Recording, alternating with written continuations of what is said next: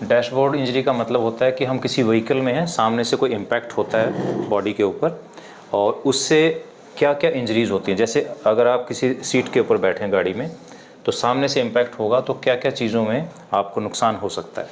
तो जब सामने से कोई हाई वेलोसिटी व्हीकल के साथ या किसी ऑब्स्टेकल के साथ जब आपकी इंजरी होती है, तो सबसे पहले जो इंजरी होने की चीज़ है वो है नी जॉइंट, लेग। और जब नी जॉइंट के थ्रू, फीमर के थ्रू जब इम्पैक्ट जाता है तो फिर आपके हिप जॉइंट के ऊपर भी स्ट्रेस पड़ सकता है। तो क्या क्या चीज़ें पॉसिबल हैं? सबसे पहले आपकी लेग बोन, जिसमें सबसे इम्पोर्टेंट है टिबिया, उसका फ्रैक्चर हो सकता है। दूसरी चीज़ है पैटेला, जो नी कैप होती है, इसका फ्रैक्चर हो सकता है। तीसरी चीज़, जब सारा इम्पैक्ट लेग के ऊपर आता है तो लेग पीछे की तरफ जाती है, लेकिन फीमर जो हमारी थाई है वो फिक्स है, क्योंकि यहाँ सीट है, पूरी सीट के साथ फिक्स है पूरा, तो टिबिया पीछे जाती है और फीमर आगे। अब इसको रोकने वाली एक चीज़ होती है जिसको, एक लिगामेंट है जिसको हम कहते हैं पीसीएल लिगामेंट। ये इस तरह से होता है, यहाँ अटैच्ड होता है। तो ये टिबिया की बैकवर्ड मूवमेंट को रोकता है, क्योंकि यहाँ अटैच्ड है और यहाँ अटैच्ड है। तो जब ज़्यादा फोर्स लगती है तो ये लिगामेंट टूट जाता है यहाँ से, तो इसको कहते हैं पीसीएल इंजरी। तो ये एक बड़ा कॉमन फैक्टर होता है, PCL injury, पैटेला fracture, tibia fracture हो सकता है। और जब इम्पैक्ट पीछे की तरफ जाता है हिप जॉइंट में, तो हिप जॉइंट कई बार डिसलोकेट हो जाता है। ये बॉल है, ये सॉकेट है, तो ये बॉल बाहर निकल जाती है।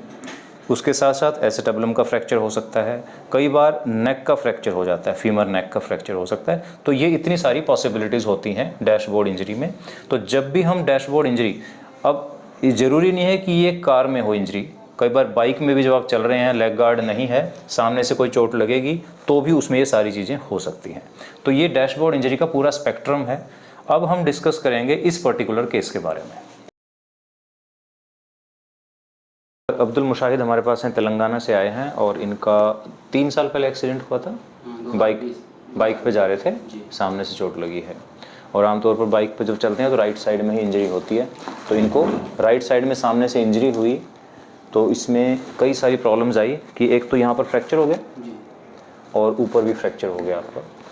तो उसका ऑपरेशन हुआ है, इसमें कुछ सर्जरीज हुई हैं, उसके बारे में हम बात कर रहे हैं कि क्या क्या उसमें करना चाहिए और क्या होना चाहिए था और अब क्या कमी रह गई है। ये आपका एक्सरे है, आपको फ्रैक्चर हुआ हिप में, इसमें इम्प्लांट डाला, तो इसको हम बाइपोलर इम्प्लांट कहते हैं। अब आपकी एज कितनी है? अभी 32 साल। 32 साल है, तो उस टाइम आप 29 साल के थे। तो ये एक अच्छा इम्प्लांट नहीं है, हम पहले भी कई बार बता चुके हैं। तो इसमें पहले देखो इम्प्लांट आपका यहाँ था, ठीक है, अब आपका इम्प्लांट इतना अंदर चला गया है। इसकी वजह से क्या हुआ कि आपका पैर छोटा हो गया जी। ये देख रहे हैं, ये जो गैप था पहले ज़्यादा था, हाँ। अब ये गैप कम हो गया है जी। क्यों? इम्प्लांट अंदर चला गया है। एक प्रॉब्लम, इसमें दर्द भी होगा आपको, बहुत दर्द। ठीक है, दर्द भी है, पैर भी छोटा हो गया। तो एक तो चीज़ हम ये ठीक करेंगे जी। दूसरा, आपका ये फ्रैक्चर हुआ था, इसका सर्जरी बिल्कुल ठीक हुआ है और ये हड्डी जुड़ भी रही है आपकी, ठीक है। लेकिन जब सामने से चोट लगी, एक बार लेटिए,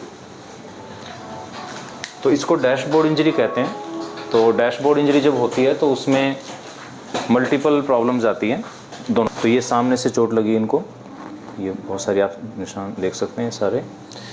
तो पहली चीज़ इधर देखें, शॉर्टनिंग है, लगभग 2 इंच पैर छोटा है इनका, और ये सर्जरी हुई है, रॉड डाली गई है यहाँ पर। ज़्यादा पैर को इस्तेमाल नहीं कर रहे क्योंकि दर्द है, तो आप देखेंगे मसल्स में काफ़ी डिफरेंस है। लेकिन एक जो इम्पोर्टेंट चीज़ जो मिस हो गई है, दोनों पैर मोड़िए ऐसे।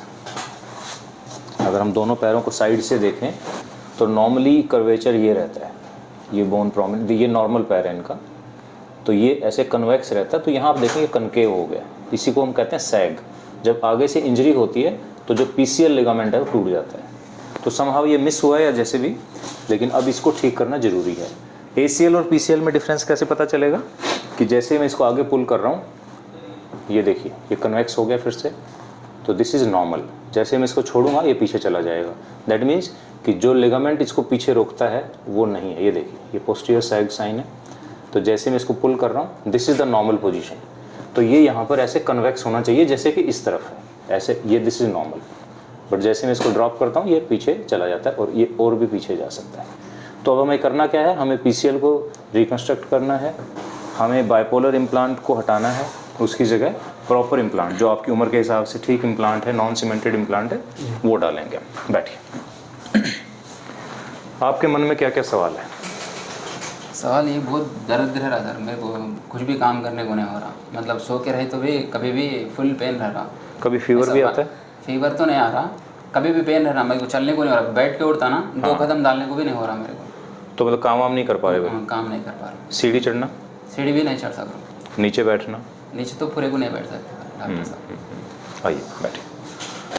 तो मुशाहिद के केस में क्या हुआ है कि यहाँ जब इंजरी हुई है तो टिबिया का फ्रैक्चर हो गया यहाँ पर, जिसमें एक रॉड डाली गई है जो कि बिल्कुल सही चीज़ है करने के लिए। तो ये एक पार्ट था। दूसरा था उनको PCL इंजरी हुई है जिसका ट्रीटमेंट नहीं हो पाया, और उस वक्त इसका ट्रीटमेंट करना मुश्किल भी था क्योंकि यहाँ रॉड डली हुई है और यहीं से हमें PCL का काम करना है। तो अब क्योंकि बोन यूनाइट हो गई है, हमने उसकी रॉड निकाल दी है, तो अब हम PCL का काम कर सकते हैं। तो इसलिए PCL की सर्जरी डिले हुई और इनका फ्रैक्चर नेक फीमर हुआ। लेकिन एक 28-29 साल के लड़के में अगर हम नेक फीमर के बाद बाइपोलर डालेंगे तो that is not a good choice. तो एग्जैक्टली वही हुआ। कुछ दिनों के बाद बाइपोलर लूज़ हो गया, पैर छोटा हो गया और ये पेनफुल हो गया। तो मुशाहिद अब 3 साल के बाद हमारे पास आए हैं। तो अब हमें क्या करना है? हमें PCL को दोबारा बनाना है, यानी कि PCL रिकन्स्ट्रक्शन करनी है। लेकिन ये सब होगा आर्थ्रोस्कोपिकली, इसमें ओपन सर्जरी की ज़रूरत नहीं है। और बाइपोलर को निकालकर हमें फाइनल THR यानी कि जो एक प्रॉपर इम्प्लांट, एक non cemented ceramic on poly implant, वो इसमें डालना चाहिए, जो कि हमने किया है। तो ये 2 चीज़ें की हमने, PCL reconstruction and revision THR। अब इसके बाद इनको ना तो यहाँ दर्द है, पैर की लंबाई बराबर हो गई है, और जो इनका नी आगे पीछे हिल रहा था जैसे कि हमने एग्जामिनेशन में देखा था, अब वो नहीं है। अब इनका नी बिल्कुल स्टेबल है और नेक्स्ट 6 to 8 वीक्स के बाद ये बिल्कुल नॉर्मल हो जाएंगे, क्योंकि जो PCL का ग्राफ्ट है वो भी स्ट्रांग हो जाएगा, यहाँ भी हीलिंग प्रॉपर हो जाएगी और अब इनको आगे कभी कोई परेशानी नहीं होगी। ये मुशाहिद का हम एक्सरे देख रहे हैं सर्जरी के बाद का। तो बाइपोलर इम्प्लांट जो इनका था हमने निकाल दिया है, उसकी जगह पर ये हमने एक well fitting non cemented implant use किया है। और अब आप देखेंगे कि दोनों ट्रोकेंटर्स सेम लेवल पर हैं, यानी कि जो पैर छोटा था इनका लगभग 1-1.5 इंच, वो करेक्शन हो गई है। यहाँ पर भी नॉन सीमेंटेड कप यूज़ किया है जिसमें स्क्रूज डालने पड़े, बिकॉज बाइपोलर की वजह से बोन काफ़ी वीक हो गई थी। और यहाँ पर ये देखिए बिल्कुल well fitting stem, non cemented stem है, नॉन सीमेंटेड कप है, MIS टेक्निक से है, सिरेमिक ऑन पॉली है। तो 32 ईयर के पेशेंट में this is the right choice of the implant. और इसके साथ मुशाहिद को बहुत सालों तक कोई दिक्कत आने वाली नहीं है। 3 महीने के बाद ये पेशेंट नीचे भी बैठ सकते हैं, ज़मीन पर बैठ सकते हैं। और अब इनका पेन बिल्कुल ठीक है, लेग लेंथ करेक्टेड है and he is walking normally. We are just waiting कि PCL की जैसे प्रॉपर हीलिंग हो तो उसके बाद ये बिल्कुल नॉर्मल एक्टिविटीज़ कर सकते हैं, ड्राइविंग कर सकते हैं, बाइक चला सकते हैं और 3 महीने के बाद ज़मीन पर भी बैठ सकते हैं। ये मुशाहिद का नी का एक्सरे हम देख रहे हैं। इसमें हमने PCL रिकन्स्ट्रक्शन किया है। पहले हमने जो रॉड डली हुई थी टिबिया में, जो नेल थी, वो निकाल दी है क्योंकि बोन यूनाइट हो चुकी थी and this is the right time for PCL reconstruction. तो इसमें आप देखेंगे एक आपको हल्की सी शेडो दिख रही है, ये बायोडिग्रेडेबल स्क्रू हम यूज़ करते हैं, इसमें मेटेलिक स्क्रू यूज़ नहीं करते हैं और ये स्क्रू कुछ सालों के बाद डिज़ोल्व हो जाते हैं। तो ये हमने यहाँ से टिबियल टनल बनाई है और यहाँ से फिर वो फीमर में कनेक्ट हुआ है। ये आप क्लिप देख सकते हैं यहाँ पर। तो एक तरह से हमने PCL को दोबारा से बनाया है। तो ये सर्जरी हो गई है, नेल निकल गई है, अब अच्छी मूवमेंट आ रही है, नी बिल्कुल स्टेबल है and he is ready for normal life. तो दोस्तों, डैशबोर्ड इंजरी काफ़ी कॉमन प्रॉब्लम है। जो भी 4 व्हीलर या 2 व्हीलर में एक्सीडेंट्स होते हैं, बहुत सारे पेशेंट्स को इस तरह की इंजरीज़ हैं। लेकिन इन पेशेंट्स की प्रॉपर असेसमेंट और एक प्रॉपर ट्रीटमेंट बहुत ज़रूरी है। Most of these patients are young patients. तो इनमें अगर हम कोई भी कमी छोड़ते हैं, कोई चीज़ मिस करते हैं, तो इनके फ्यूचर को में बहुत दिक्कत आ सकती हैं, इनकी नॉर्मल एक्टिविटीज़ में दिक्कत आ सकती हैं, इनकी पूरी जो प्लानिंग है लाइफ की वो कॉम्प्रोमाइज़ हो सकती है। So it's a huge responsibility for the trauma surgeon and for the joint replacement surgeon कि इन पेशेंट्स को हम प्रॉपरली असेस करें, जो ट्रीटमेंट इनको जैसे जैसे ज़रूरत है वो इनको बताया जाए और वो किया जाए। तो दोस्तों, इस तरह अगर आपको भी कोई प्रॉब्लम है इस तरह की, तो आप अपने एक्सरेज और MRIs हमारे साथ शेयर करें। हम आपको ज़रूर गाइड करेंगे that what is the right treatment, what is the right procedure and what is the right implant. Thank you.